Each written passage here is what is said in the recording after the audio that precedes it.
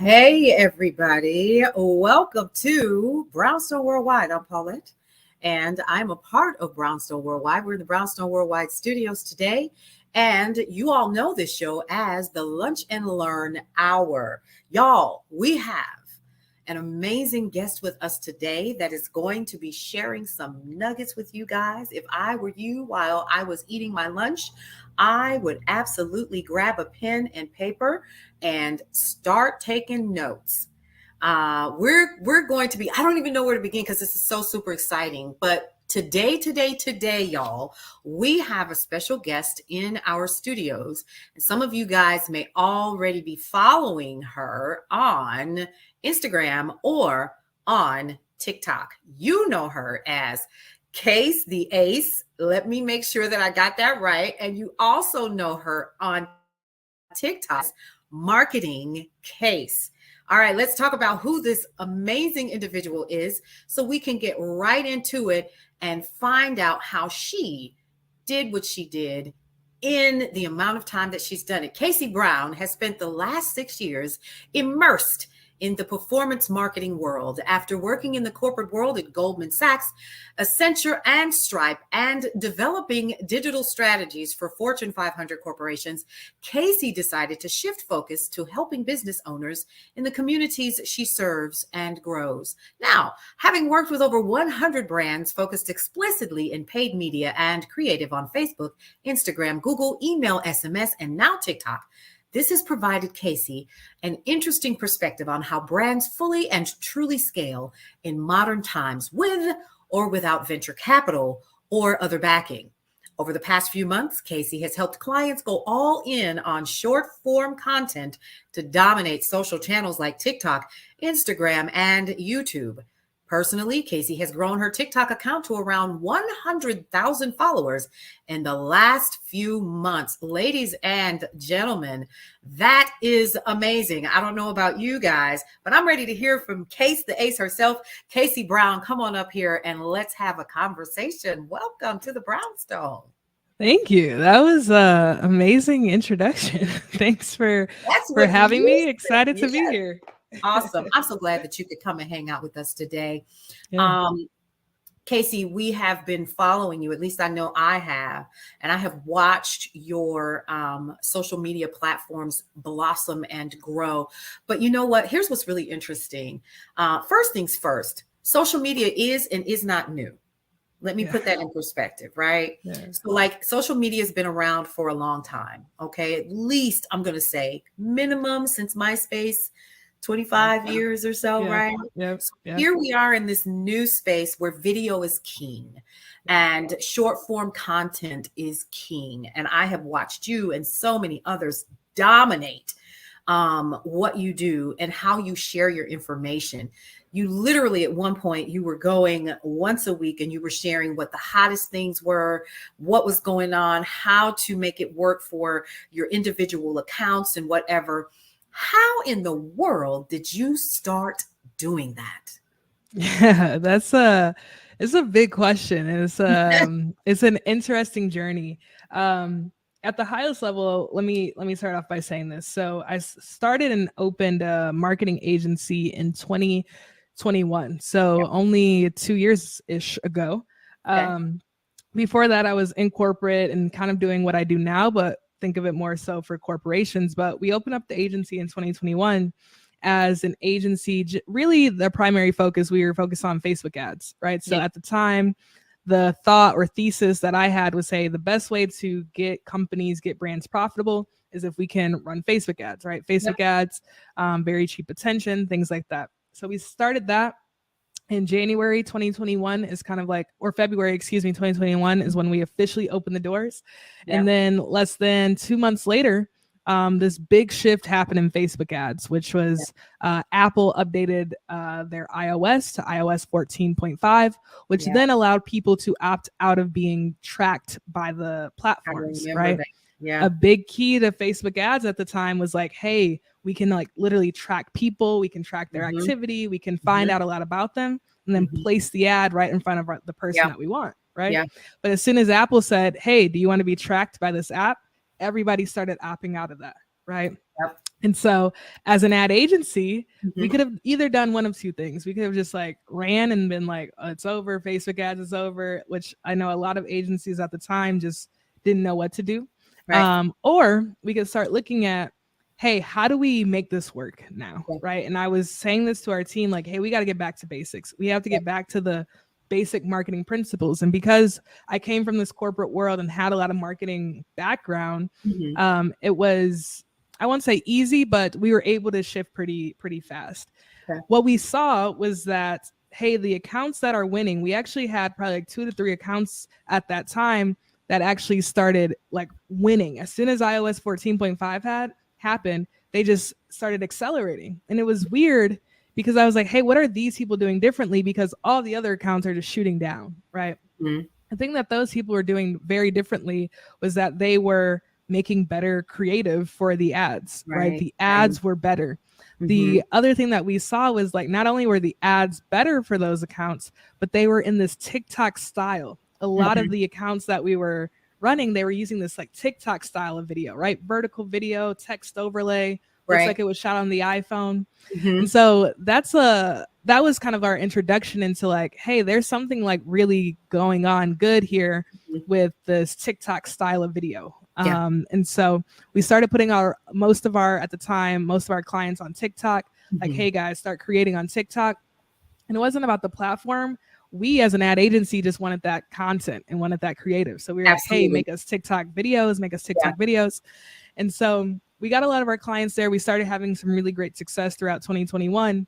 And then in 2022, I started talking a lot about TikTok and videos and things like this Yeah. because I saw how it was working for our clients. But Mhm. I personally was not on the platform. We had been working on the platform for about a year at this point, but I never started a TikTok account. Really? Um, yeah, so I didn't start one. Yeah. Believe it or not, people don't believe this because I make so much content now, but I'm not the type, like, I'm not a front end person. I don't need to be the face of Yeah. anything. Like, I just Mhm. like to work and do. And so, even still at that point, to 2022, after being on the platform, seeing what it's doing for all of our clients, I never jumped on there. I didn't jump on the platform until May of 2022. Wow. And I didn't actually start pushing out consistent content until June of 2022. So just a year Mhm. ago. Mhm. And this kind of led me into this content creator-esque TikTok person because I started posting on TikTok. I will say we, because my team uses myself as a testing ground for our clients. Right. So we Okay. started strategizing for TikTok. Yeah. And just within the first month, we grew to about 50K followers, went viral, and helped our clients do Insane. the same thing. That is crazy. And Yeah, so you're the test pilot, you're the beta group yourself. exactly. And Exactly. and so that means a couple of things. So here's what I hear: tenacity. I hear Mm, no fear. Even though there may mm, be, you're not really afraid of it because it's like, okay, bring on the challenge, especially mhm, when iOS actually made their change. I was one of the ones that turned it off, right? And mm, I did only because I was like, you know what? I'm sick of seeing this. I'm sick of seeing that, right? I didn't know exactly how it worked because I work more over here on this side. So I don't know what's happening mm, behind there. And when I saw mhm. all of the posts about what options I had as a consumer, I absolutely took advantage of it. So you Same went here. all in. Is that right? You were like, Yep. okay, guys, let's pivot. Let's do that. So, Yep. quick question for you for our audience. When we're talking about making that kind of a pivot, is it something that you make overnight? Or would you say that it was a decision that you made with your team and you decided, y'all, we got to do this or we're going to lose? How do you Yeah. tell someone that? Yeah. So it definitely was not a decision we made overnight. So we knew that the iOS change was happening. I think Apple, excuse me, started talking about that at the top of 2021. So we Mhm. knew a change was about to come. And so we did start thinking about how can we double down on content and creative and get Yeah. back to these basic principles. So that didn't change overnight. It was very well thought out. But even me going all in on TikTok or trying to convince our clients to go all in on TikTok, it really just became a data game, right? And so I Got it. had at the time 2 to 3 clients that were doing it without Mhm. me telling them to, like they just wanted to do it. And so I was able to just see the numbers and see the data and say like, hey, this is working. So either we go this route and maybe it works, maybe it doesn't, or we just sit around and do nothing, right? And so inaction was not a viable option at that time, right? Like it was like, we have to do something. And so we have the numbers pointing to like, hey, if we make this form of content, we could get somewhere closer than where we're at, right? And so that's kind of like what led to that all-in decision. Okay, so it sounds like, okay, it's either all or this, and that's okay. But for those of us who are so new to this game and so worried that people aren't watching. I got 200 views and that's all. I don't know exactly what to do. Should I listen to what Kasey and her team is saying? How am I going to grow my business? Am I going to put all of this money into it and pray? Or is there a true strategy to what you do? Now, the reason why I bring this up is because I saw a video that you did the other day, Kasey, where you and your team were literally shooting like hundreds of pieces of content.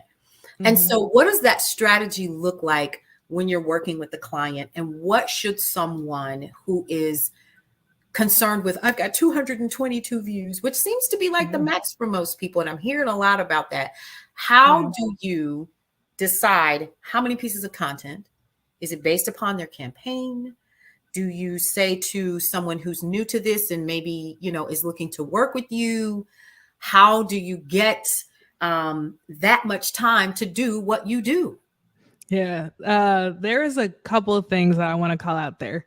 A couple kind of like good questions that you asked there. But first things first, if you have 222 views, right? I think that's the number that you threw out there. Yeah. There's a reason for that. And I could go back to answering why this 200, it's usually a range of 200 to 400. And I always play this trick on people. I say, I bet I could guess how many views like you're getting. And I'll be like 200 to 400. And they'll be like, how'd you know?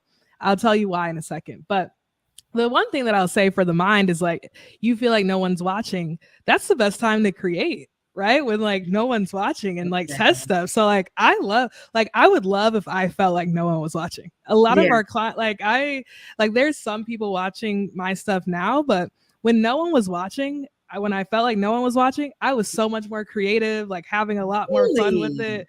Yeah, because no one's watching, right? If I'm like, hey, no one's gonna see this, like I would just have fun with it, right? And so if you do feel like that, lean into like, well, what if 1 million people were watching? Like, how would you react then, right? So like lean into like the advantage that you have that, hey, no one's watching. Like if this goes bad, no one's gonna see it. If this goes good, no one's gonna see it. So like you might as well do it, right? So like keep telling your mind that no one's watching, because I love that. I love it. I love it.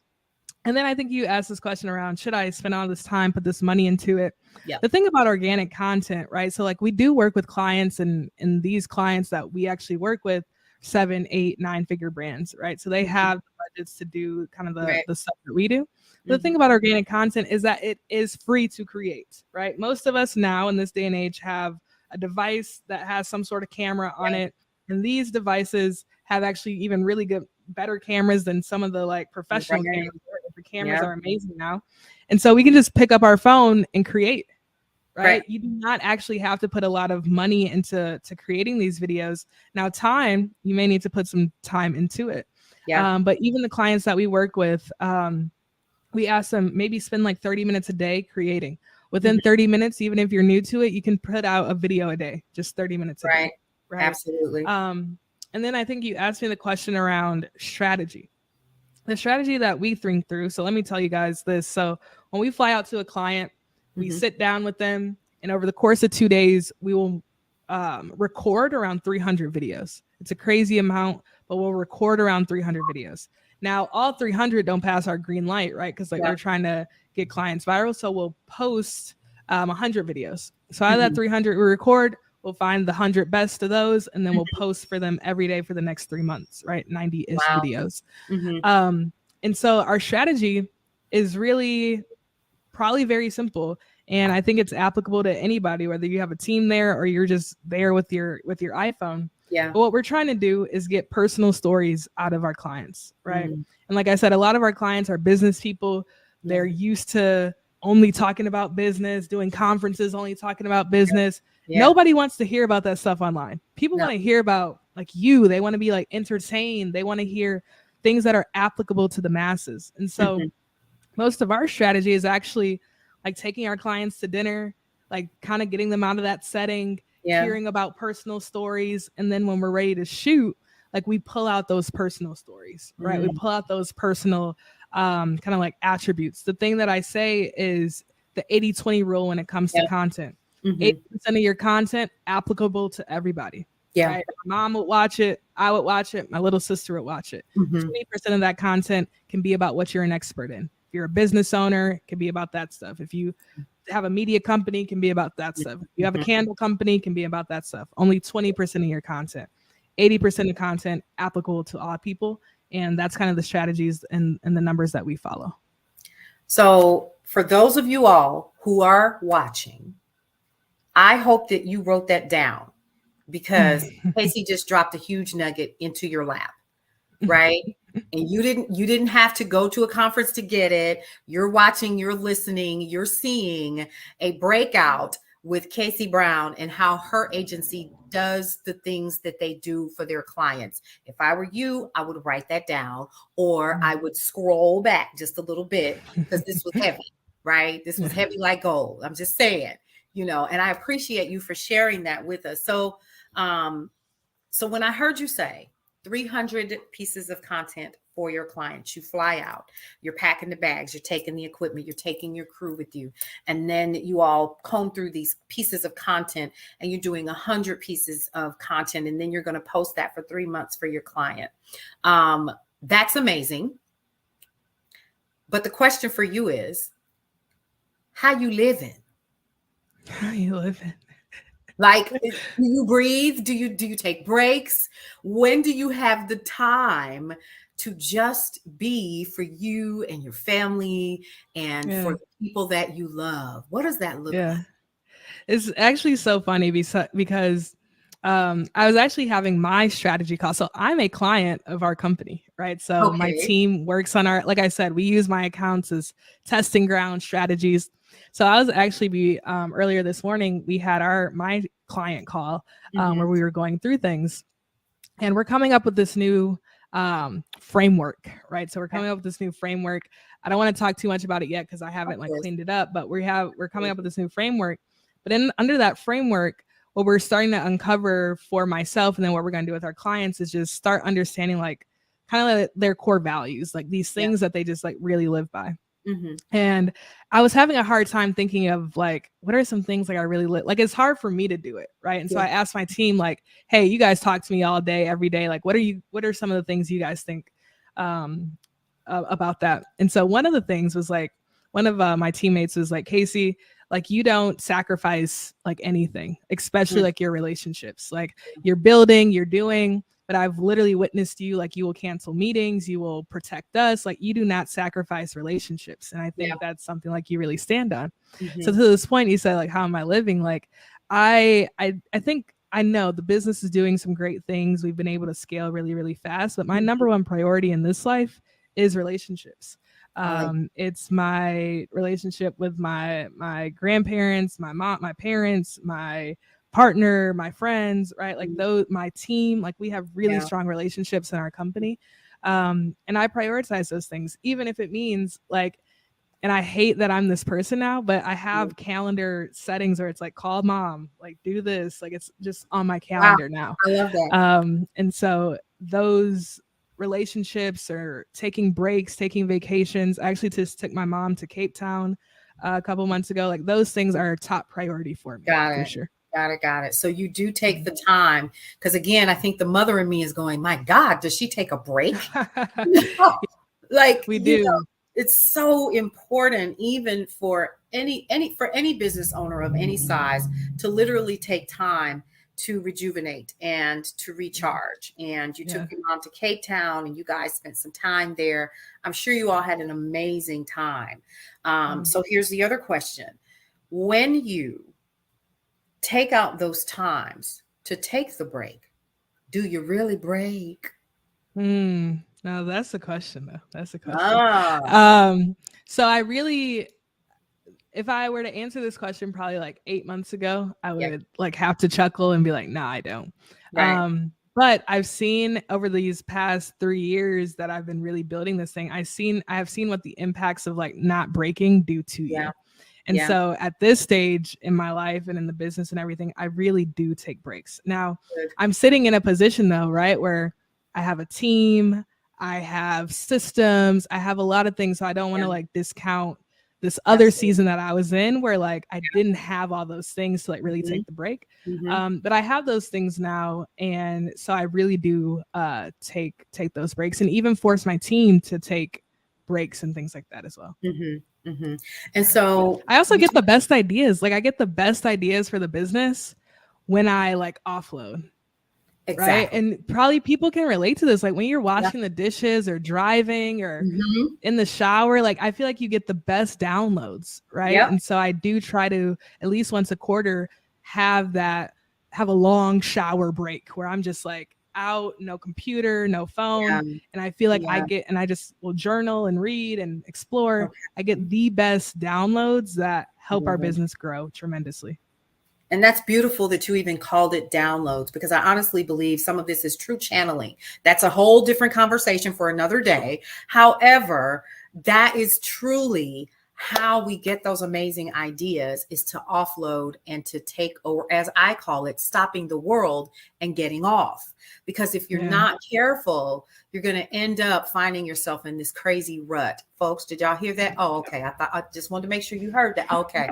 All right. So with that said, when you are in the middle of everything that you're doing and you have a team and you're responsible for all of these people, who takes care of Kasey Brown? I do. I mean, I will say like I have great support systems. Like my support, Good. my parents, my like friend, like everybody Yeah. can Mhm. and tries to do that. But the Right. responsibility is for me to take care of me, right? Good deal. And so I have had to learn that though. I've had to learn like if there is nobody around me, again, I have the best support system. Good But deal. the thing that I'll call out is like I think especially as entrepreneurs, business owners, as people, like we shouldn't put that ownership on anybody else but Mhm. ourselves, right? Like we should I not love put that. that ownership to be fed, to be taken care of, to like we should have those skills to say or and set those boundaries. Hey, I need a Yeah. break. I'm gonna go get a hotel room. I'm gonna go whatever taking care. I'm gonna go get a massage. Hey, I'm gonna sign off early and go take my walk. Like Yeah. whatever that looks like for you to take care of Mhm. yourself, we should I feel like we should put that ownership of on ourselves. So Right. my support system is great, but I have had to learn how to set those boundaries. I have Yeah. had to grow up and learn how to like take care of myself. That's good stuff right there. Good stuff. Yeah. And the reason why I ask that is because I myself, this is not the first business that I've had.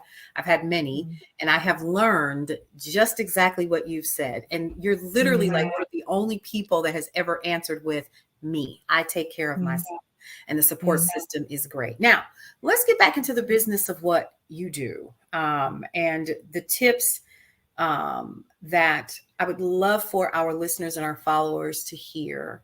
Number one, when it looks like all hell is getting ready to break loose in your business, be it you lost a client for whatever reason, or the funding or the resources aren't coming in fast enough to pay your staff, or keep things moving, or XYZ, or oh, I'll pay you in the next 3 weeks. And it's like, okay, yeah, but so when that happens,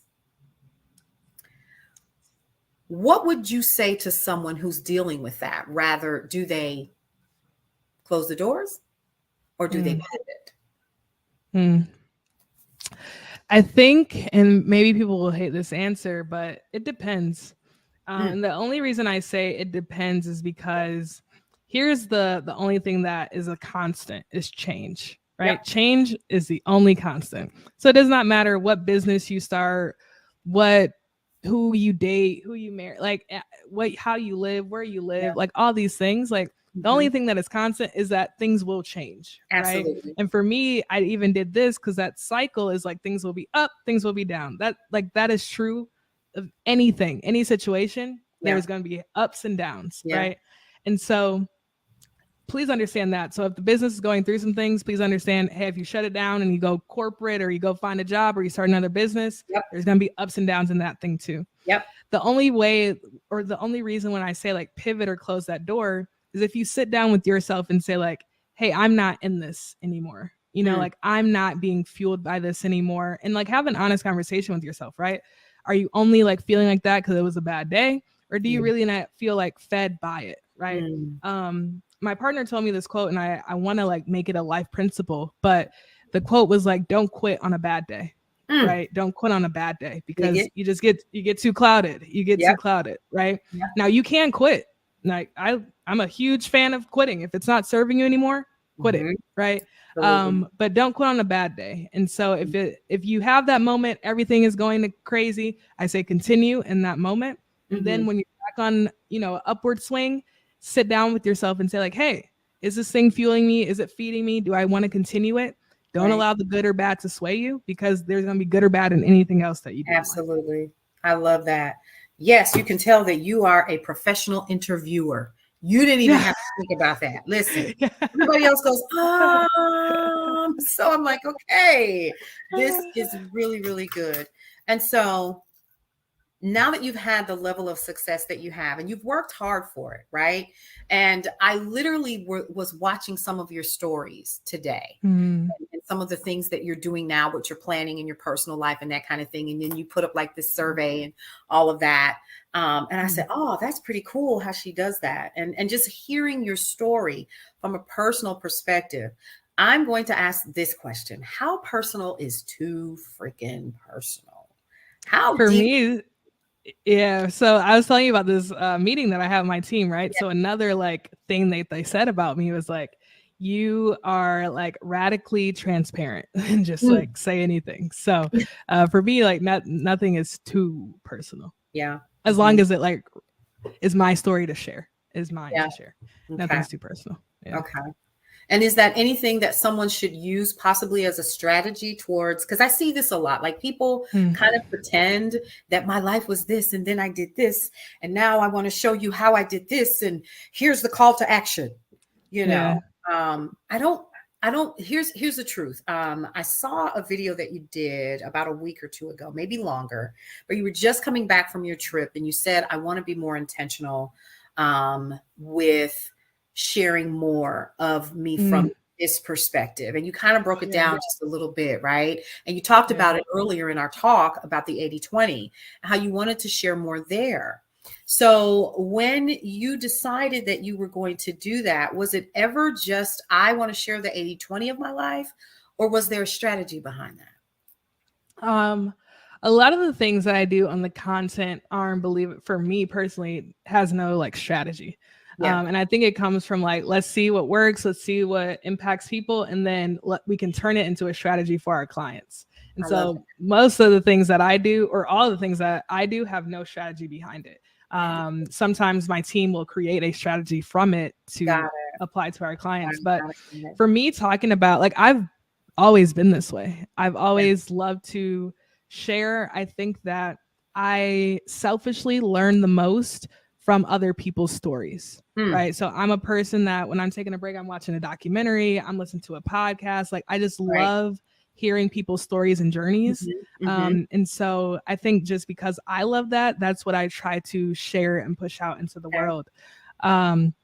Also, selfishly, the stuff that I share on the internet, I just telling a client this, no one's thinking about you as much as you are thinking about you, right? And so like nobody, like I post stuff every day. Nobody, maybe for that 30 seconds, they're thinking about me, but no one is sitting on their couch like, man, Kasey posted that thing today. Like no one's thinking about me, right? And so the mindset that I get into of like, is this too personal? Is this like, I always just tell myself like, no one's going to be like sitting over dinner thinking about this. Right. And also I see it as like a personal, like like a memory book that I can like look back on in 10 years. Like I would love to like look back on me sharing something personal in 10 years and like get a chuckle out of it. Like, man, I was going through a really bad day that day, right? And then 10 years from now, it was like, it seems so minute and, you know, things like that. So. That is amazing. I love that. And I love the fact that of the transparency and sharing that part, because it's so funny. I'm the same. I literally say Ain't nobody paying attention to me that tough. They No, don't care. So no, let me go ahead and tell how my day went or how I went and got coffee today because it was awesome. You yeah, know, yeah, and if people love that, great. If they follow you, wonderful. But then they'll get exactly, more. They're going to get more of that. And I share a lot of my exactly. life personally on social media. Yeah. Um, and to that, some people are offended. Do you Mm. think that you have offended people? Have they told you? People in the comments probably have said it. I know that I have. Um, I don't know. Yeah, I'm sure I've offended people. Um, I'm sure I've offended people. I've probably more so just had people that disagree more Mm-hmm. than maybe like personal offense, right? They Yeah. just don't agree with what I'm saying. Right. And it happens every day for me on the Mhm. internet, right? Yeah. But I think that is what makes, so this is a strategy point.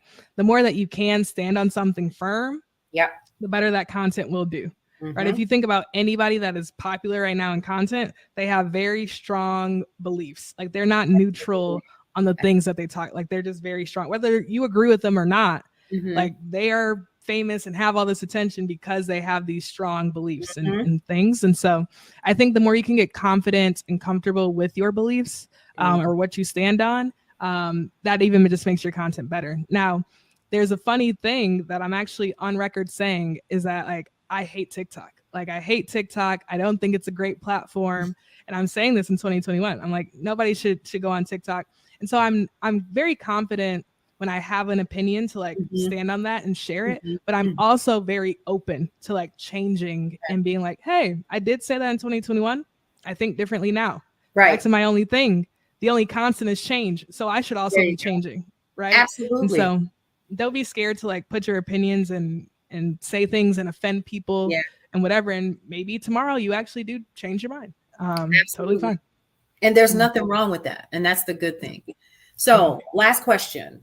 What bits of advice would you give our listeners, viewers, readers, subscribers at this very moment about building on and using social media in an organic space? Yeah. I think that I live by this quote, or I wouldn't say I live by it. In the company, we talk a lot about this, but attention is our biggest asset, right? Mm. I think Alex Hermosi said this, like if you wanted to build wealth, like real wealth, a Yeah. 100 years ago, you had to like be in oil, right? You had to Yeah. like be in oil. The Rockefeller, like if you wanted to build like real wealth, it was Yeah. oil. And this day that we're living in, real wealth, if you look at any, it's attention. It's Mm. those that have the most attention are winning. And if wealth doesn't inspire you, for me, it really doesn't. Impact does, though, Yeah. right? Yeah. For those that are having the biggest impact on this world are those with the most attention, right? Right. And so the best way to get attention right now is through social media, Mhm. right? Mhm. No longer do you even have to be in a movie or a celebrity or a president or a first lady. Like you don't Mhm. have to be that to get Mhm. attention. You can Mhm. literally just amass attention and amass a Mhm. following on social media. And so if you do not understand how important it is for your business, Yeah.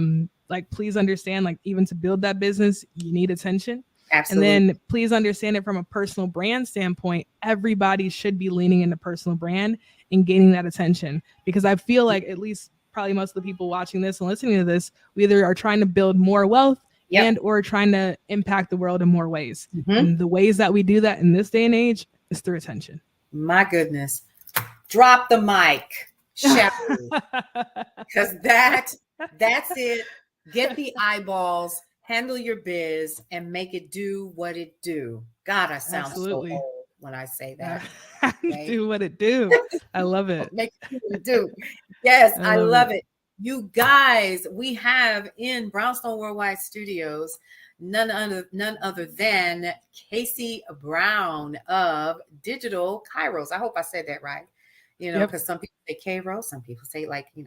All Yeah. right. So listen, this is where you're going to be able to find Kasey Brown on IG, Case the Ace, and on TikTok, Marketing Case. You can go ahead and find her and take a look at how she is building her team and how she's helping you to do the same thing. We are so appreciative for you coming to hang out with us today. That's We know awesome. you're busy because normally this is an hour, but honey, I'm sure that we are not the only ones that you are talking to on today. Yes, I said it like you folks on today. So listen. Yeah. Again, we appreciate you and the nuggets that you dropped. Stick around for about 2 seconds after this. And I want to grab some information from you so we can share with our folks on Brownstone Worldwide and Brownstone Living Magazine. So you guys, listen, this has been your Lunch and Learn Hour. You can go ahead and check us out. You see over there, KCCR Radio, the Brownstone. Download the app on iOS or Android devices. And then also brownstoneworldwide.com. You guys, we'll see you on another edition of the Lunch and Learn Hour. We'll see you around.